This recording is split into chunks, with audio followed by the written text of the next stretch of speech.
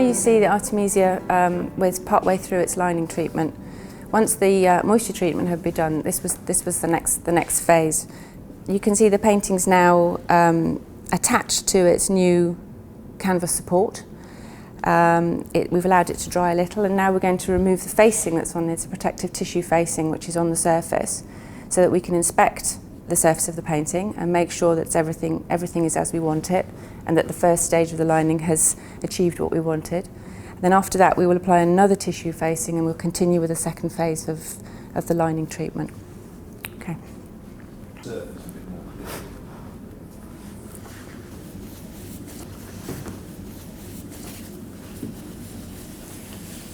White spirit is a very innocuous kind of solvent for this age of painting, and for most paintings pre the 18th, 19th centuries, it really doesn't do anything to the paint surface. The paint has hardened and aged to a point where it's no longer susceptible to such kind of mild solvents.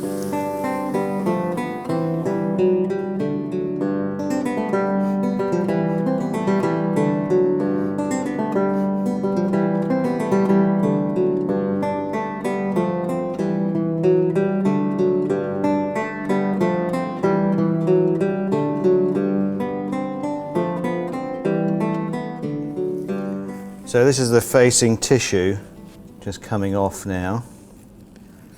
And because we've solubilized all of the wax before we did this, it just peels away really easily. There's still wax on the surface there, but that's okay. We can use that in the next stage of the lining as well. But this is really just so that we can check the surface. So here we're just taking off the last little bits of facing that have got stuck to the very edge. So now we're just putting the new facing on, having looked at the surface, which looks very good.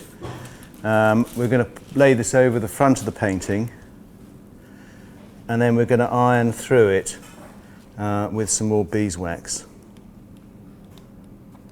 So we just need to start from the middle out to get it nice and flat. It'll tack on to the surface of the picture because of the wet white spirit.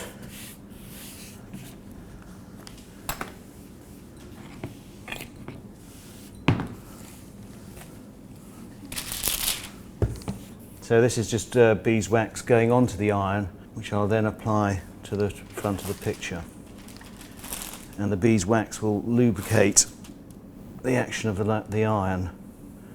I'm not applying any pressure to the iron, I'm just using the weight of the iron on its own. And then starting from the middle, working outwards so that we don't get any creases in the facing tissue. And as we do this, as you can see, the front of the painting becomes visible again, so we can actually see what we're doing as we're ironing. And it's important to keep the iron moving. You don't really want to leave it, like that in one place. Otherwise you get a mark of the iron in the picture. And it's a very good system of lining to support things like tears in paintings. And that's why we've chosen this particular way of doing it. But this way of doing it has existed from about the early 17th century. So it's about 350, 380 years old. And what we're doing now is very different from what people then used to line paintings. When you've gone over the whole thing and you feel you've looked at the entire surface again as you're ironing through, and just checking that there aren't any anomalies, and just to make sure you've gone over the surface quite evenly. That's about it, actually. And you want to dry at the same time you're drying the painting out. You can see here there's quite a bit of moisture left on this release sheet, and now that's beginning to sort of dry out a little bit. And all this is the white spirit from the facing removal. So we will leave this now overnight to dry, until tomorrow, when we'll iron through a beeswax moisture barrier into the back.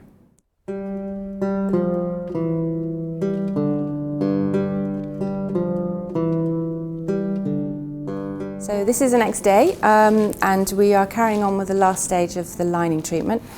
The painting is completely dried out now, there's no moisture left at all, and this next stage is to apply a moisture barrier, which we use beeswax for, and this is what Paul is in the middle of doing. We've just got the last stage to do here. Paul will carry on just finishing off this, and I'll explain that the reason for putting a moisture barrier onto the back of the painting is predominantly because of the lining. There's a lot of animal glue in the structure of the painting now, and that's very responsive to moisture changes in the environment, and we want to reduce that movement of the painting if possible. We also have very good environmental control in the gallery, so it's unlikely that we need to, but it's a precautionary measure so that the painting is not susceptible to changes in moisture in the environment, and helps to preserve the lining for as long as possible.